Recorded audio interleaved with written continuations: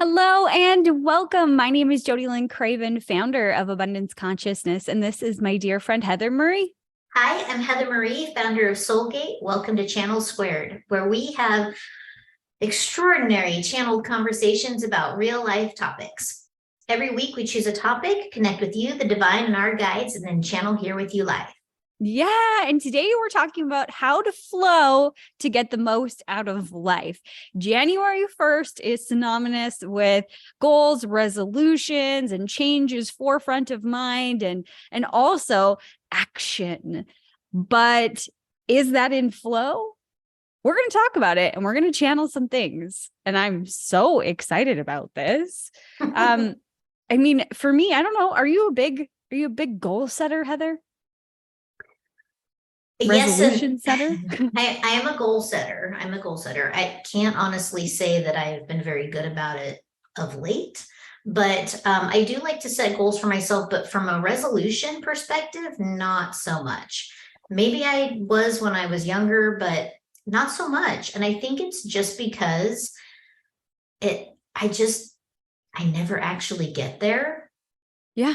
And I think that this is the conversation we're going to have today is perfectly the reason why. But Yeah. I just what about you? I mean, do you set goals? Are you resolution girl?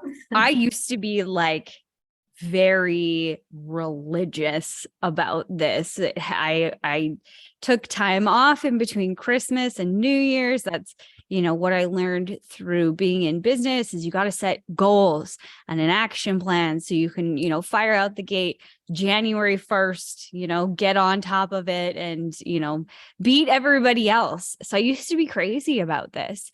And it's only in recent years that I've taken a step back and started to ask myself, is this in alignment for me? Is this something that I want to do?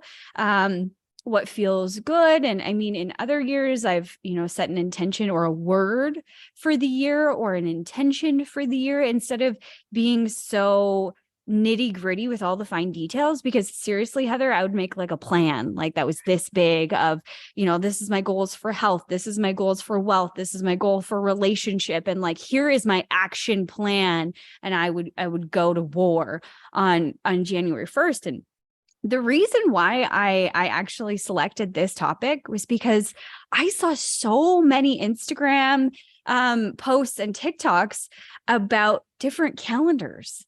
And I was kind of shocked. Like I've heard that there was other calendars that we used to live by, but it sparked this question inside of me of, is this the right time? Is it in flow to actually do this for myself? And the reason why I say this is it's winter and that everything is within its season, right? So what is the season of winter? Rest, rejuvenation, reflection. We were even talking about this earlier. I'm in Canada, so we have snow and like snow is white and it is reflective. So even more reason to, or another reason that you should be reflective at this time. So thinking of those things and goals and setting an action plan sort of feels at odds, like you're trying to go upstream. So I wanted to talk about it. I think this is a great topic because, like you, and whenever I did do resolutions, it would always be around like health and wellness or around business. Mm-hmm. So, in October, I would typically create my like business plan for the next year and set the goals that I wish to accomplish for the next year, but it was always kind of revolving around business as opposed to like life and stuff like that. And then when it would come upon the new year, it would be like, oh, I should eat better, I should go to the gym, or I should do that kind of thing. And I think that there are many people who kind of fall into that category as well. When I asked my mom this morning, I said, Mom, what are the New Year's resolutions that come to the top of your mind that people typically fail at? And right away that they fail at. And the top three that she gave me were diet and exercise. So you could couple those together. Money, like saving money, getting out of debt. And the third one was patience, like having patience. Now, I'd like to throw in like alcohol consumption, Yeah, dry January. I heard dry that January. a lot around Ukrainian Christmas last weekend. It seemed like everybody was doing dry January, but canceled it because now it was Ukrainian Christmas. Right. So I think that this is a really fun topic. I'm so glad that you picked it because I think that it's going to be really interesting. So let's go to how did January 1st become the New Year's resolution day? Well, it wasn't always this way. And I didn't know that until we actually looked it up, because you had asked me the question, well, when did the calendar change? And there's several changes to the calendar, but in the very beginning, like 2000 BC, and it's in an M era that I can't pronounce, Mesos something or other. Mesopotamia. Yeah, something like that. Yeah, it sounds more like a ship than a time, but okay, maybe it's both. But around 2000 BC, that's when I could find that they were using this alternate calendar where the beginning of the year actually fell in alignment with what's called the vernal equinox. Let me just make sure that is the correct way of pronouncing it. Vernal equinox. And this was like the spring. It was synonymous with the planting season beginning. And I think that that's so fascinating because when you start to think about the cycle or the life cycle of plants, you start to plant and they start to sprout in March-ish, March 25th, around that time, that equinox. And then as you go through summer, they blossom and they grow and then they begin to bear fruit. And then there's a harvest season and then they go dormant. And something I didn't know, we bought a garlic seed from a grower, but it's not the actual bulbs. We ordered bulbils. So anyway, long story short, on the garlic plant, there's this stem that comes up and goes like this, and it looks like a flower, and there's these tiny little seeds, and they're called bulbils. And this is where you would get garlic scapes, and you fry them up with butter, and apparently they taste delicious. I'm an awful cook, so it didn't go well for me, but anyway, when we were talking to this grower about this box of bulbils, because we have thousands of them, like there's probably 40,000 bulbils in this thing. And the idea behind it is you plant one bulbil and one garlic clove will grow. So it takes you an extra year longer to get a full bulb of garlic, but they're way more cost effective doing it this way. My point in all of this is that the grower said they will stay dormant. You can let them sit in this box. If they get wet, they might start to grow and then you got to throw them out or plant them.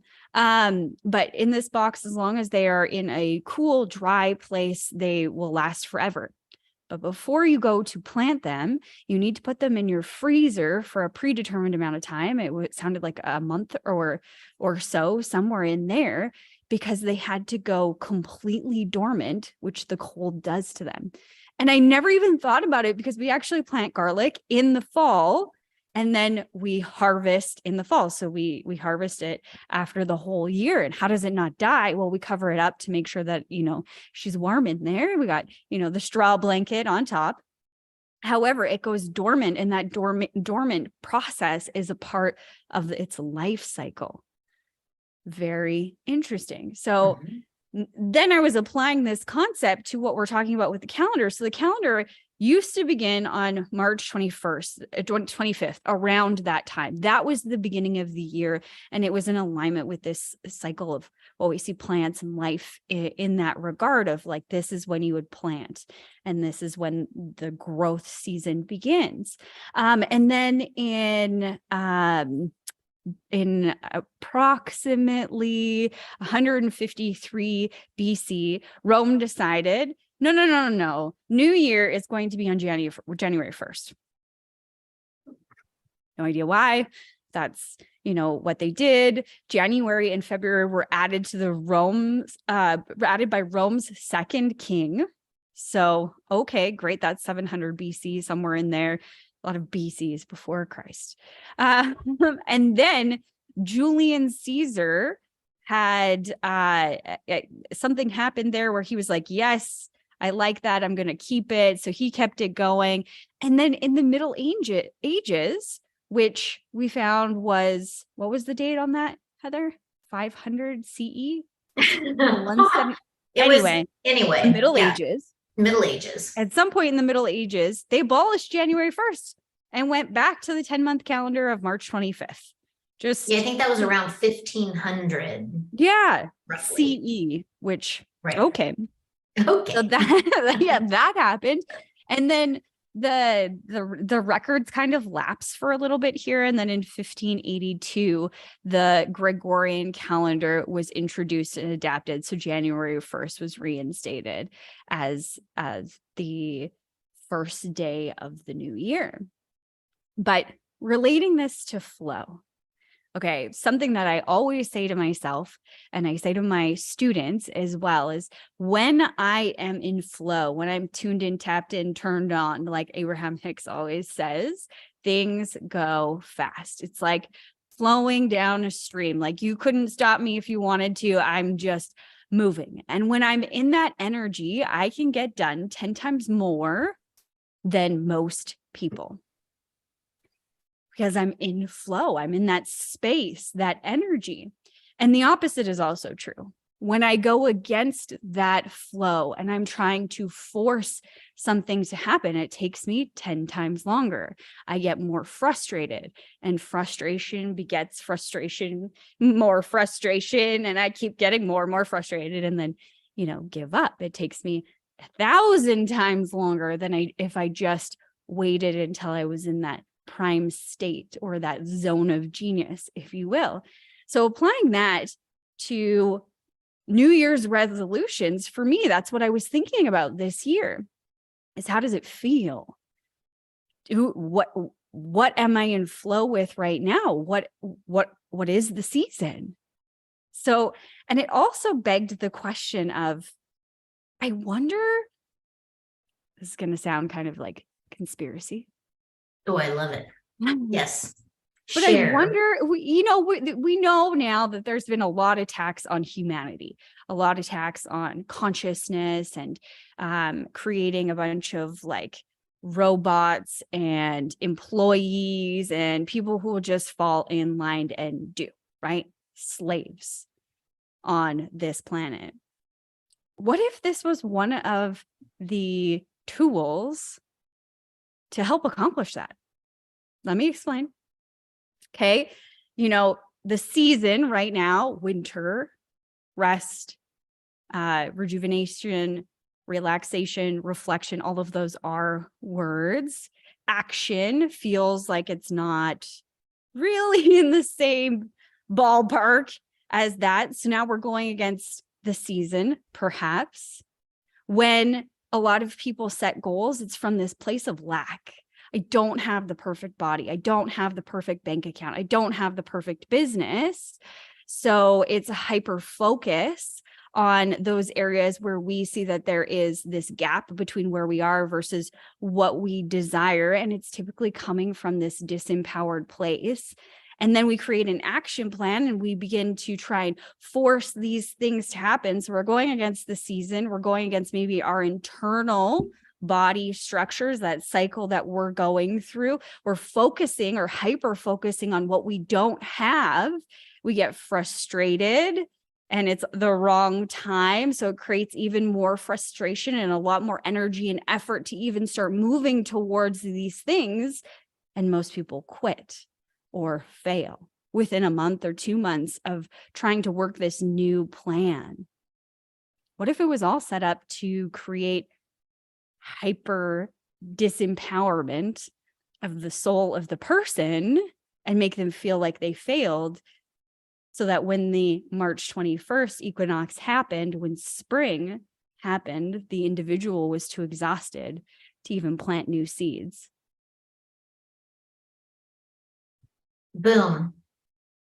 Show complete.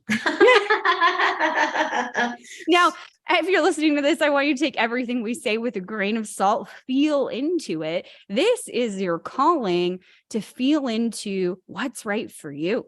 Mhm. What feels good, because a lot of times we're just going on what everyone else has said. And this like FOMO, there's one lady that I follow. She said, don't let this time of season like FOMO you into creating a bunch of goals and whatever. And I almost got caught into that trap. There was someone on LinkedIn that reached out, was like, what are your goals? And I was like, Yeah. the first thing in my mind, I don't have any. That's not true. It's not that I Right. don't have any. I Right. haven't reformulated my plan or set new intentions because it hasn't felt like the right time. And that takes a lot of surrender and faith to look within rather than being,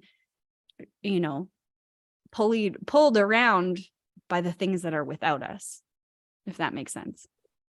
One of the things that I find when I'm doing goal setting or life plan by design, that's kind of what I do, right? When I'm sitting down to figure out what it is that I want to accomplish, it's about what life am I creating by design. So it takes a lot of energy and effort and space to be in that creative flow. And I find personally that after the holidays is not the right time for me at all. In fact, the time that I feel the most energized to create and get into that creative flow is actually in the fall. Really? So yeah, so for me, usually around the end of August, I start really thinking about my life by design plan. What is it that I want for my life? And I don't just look at next year. I look way out, my 10-year plan. And then I back up the truck and I go, okay, what do I need to do by 5 years? What do I need to do in 2 years? What do I need to do, in a year? What do I need to do in the next 6 months, 3 months, 1 month, 2 weeks? And I break it down into little bits and pieces. But and my life by design plan changes. It changes depending on where I'm at in my plan or where I'm at in my life. And do I have a partner that I need to consider in my life by design plan? There's a lot of accomplishments that I really, really wanted for myself as a younger person. I wanted to make a certain amount of money. I wanted to have a certain amount of status. I wanted to be an expert in my industry. Like there were serious milestones that I needed in my life before I could really consider having a family. Buying a house was not at the top of my list. Being at the top of my industry was at the top of my list. I wanted to be that girl. Yeah. And so a lot of my life by design plan was focused around career and business and status. Now I'm in a cycle of my life that all that shit doesn't matter to me as much. I'm all about creating my family. I need a home. I need a husband. I need babies. And so this is my life by design plan phase, my cycle in my plan. We were talking when we first were discussing this topic about the cyclic nature of the universe. Yeah. Everything is cyclic. There's moon cycles, there's seasonal cycles, there's menstrual cycles, the tide cycles. There are cyclical things in everything. Even there, you can see the cycles happening in your personal life. The friends that come and they go, the partnerships that come and they go, the jobs, they come and they go. Yeah. You can be in a career that you absolutely love 1 minute, and slowly but surely it's like the bane of your existence. Yeah. So you look at these cycles, and all of these cycles are created for your soul's growth and expansion. That's why we have the cycles, is so that you can expand as a soul. So when you look at these, what are they called again? Those New Year's resolutions? Yeah, resolutions. Yeah, when you just look at the word resolution, it's like you're just resolving to get it done. Mm-hmm. As opposed to the joy of getting to experience what you're trying to create.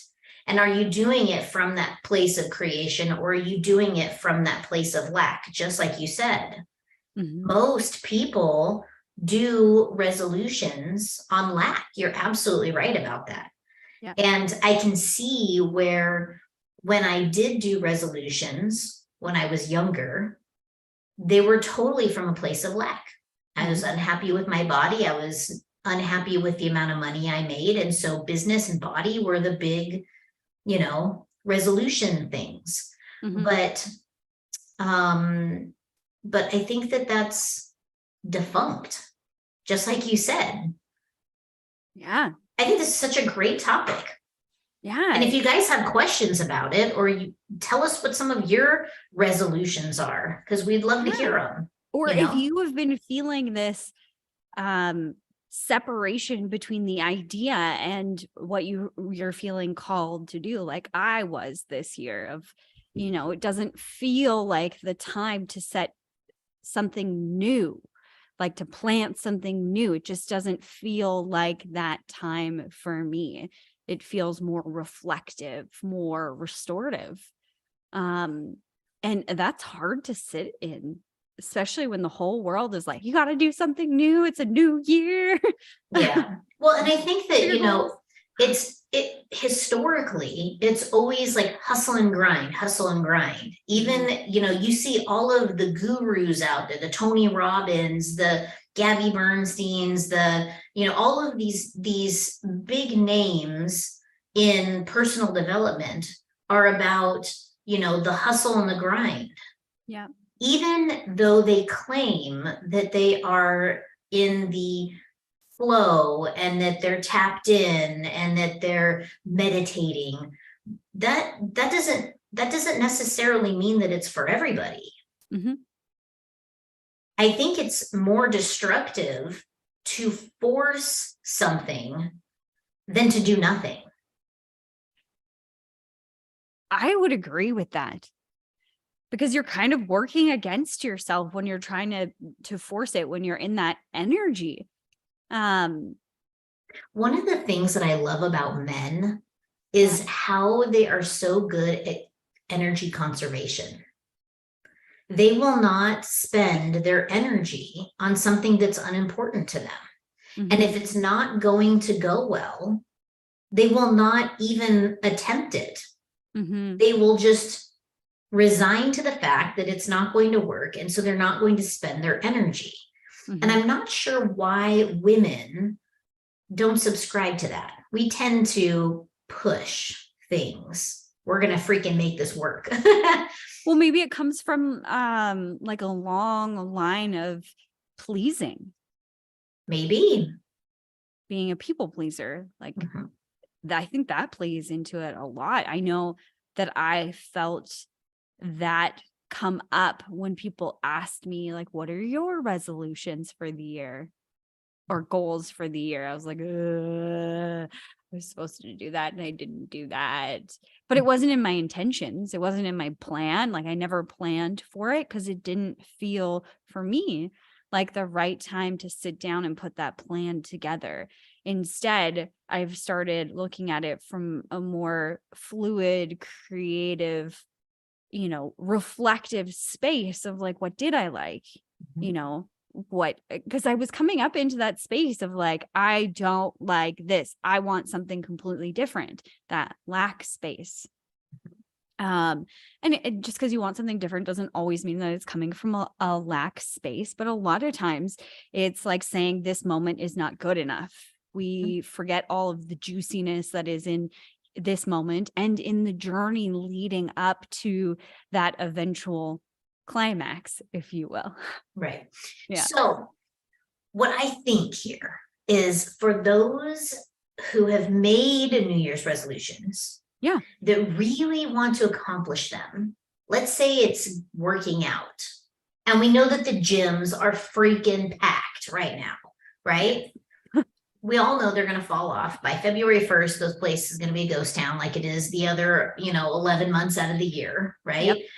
So what if you don't want to give up your resolutions? You don't want to, you're triggered by this entire conversation about resolutions. Let's say you want to keep your resolutions and you're going to get to them this year.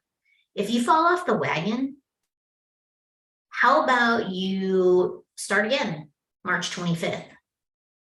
Yeah. Make that your New Year resolution date. Yeah. You can take a stab at it right now. If it doesn't work out, try again on March 25th.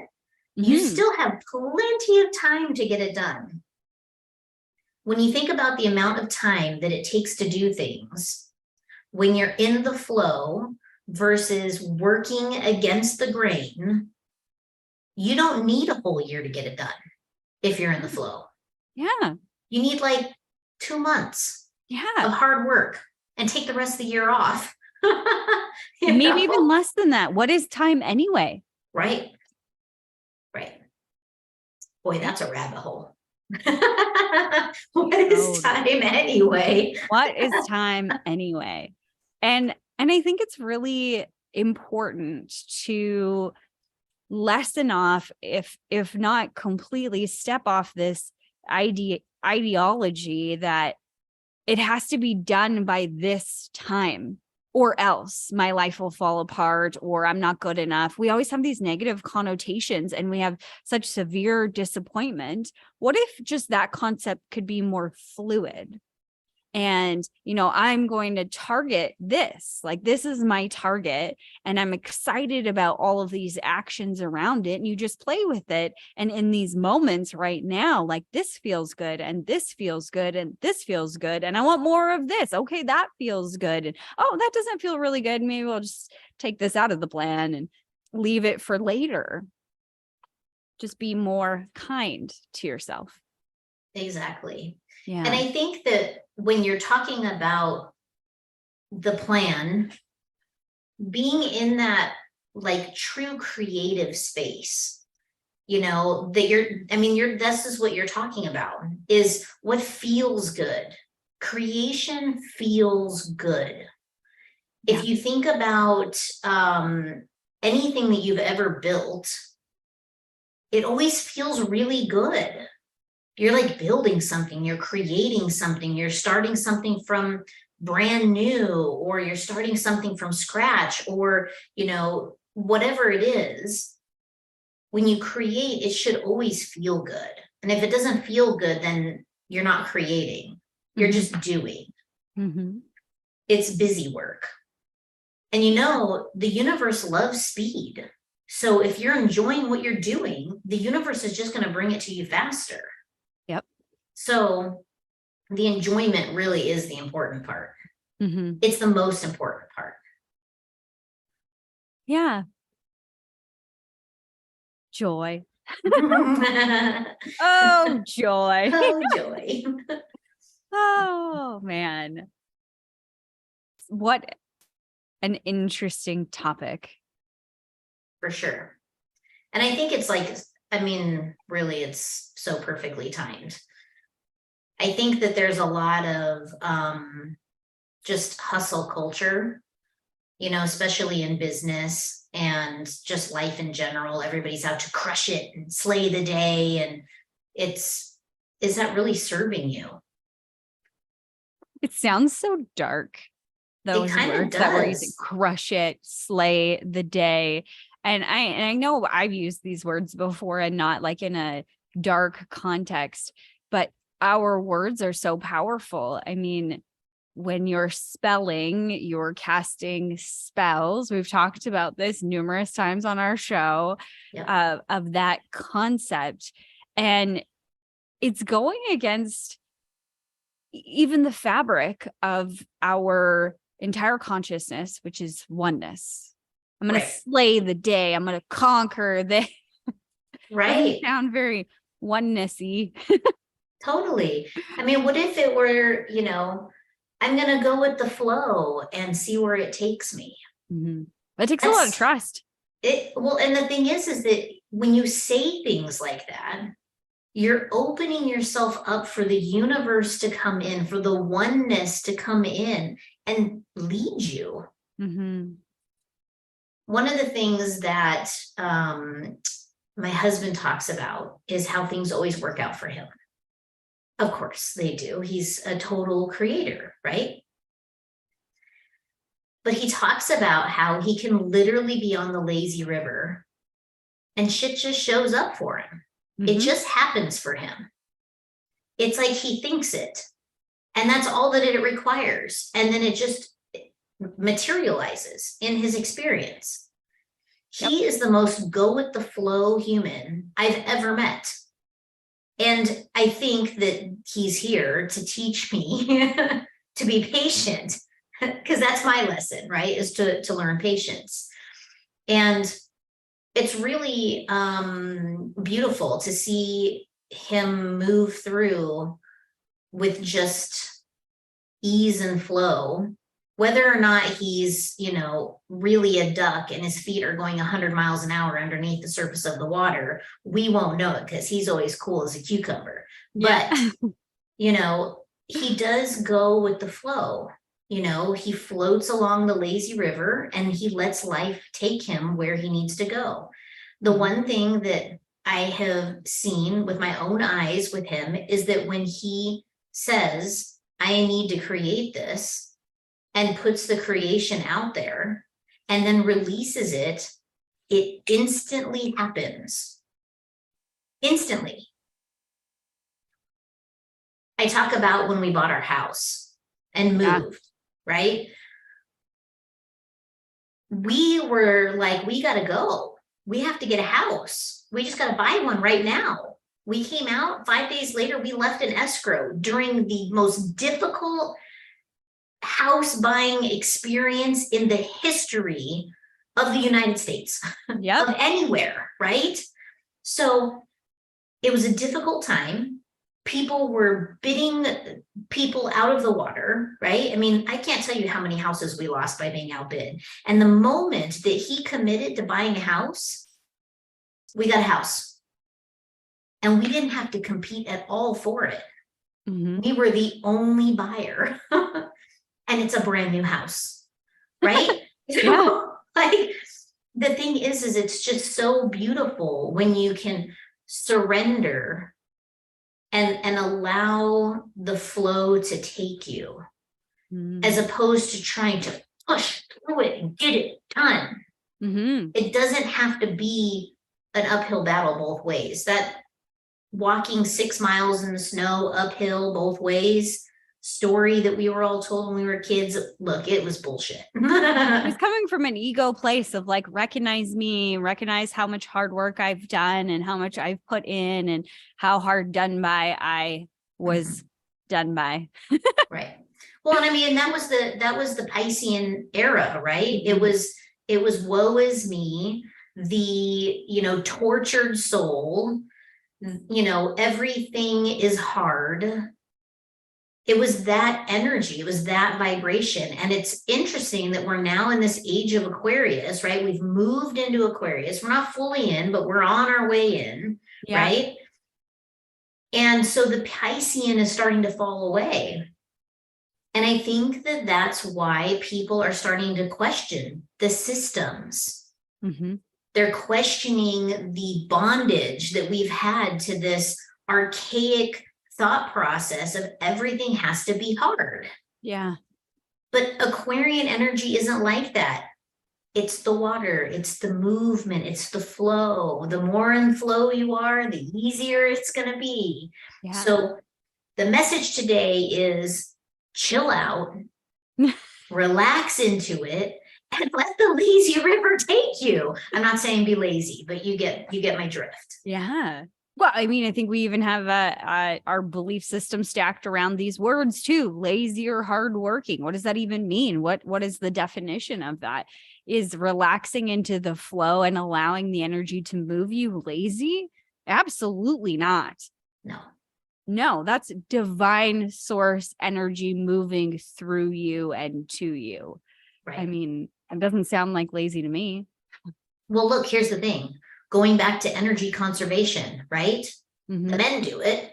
So if you're on the lazy river going with the flow down the stream, doesn't that conserve your energy?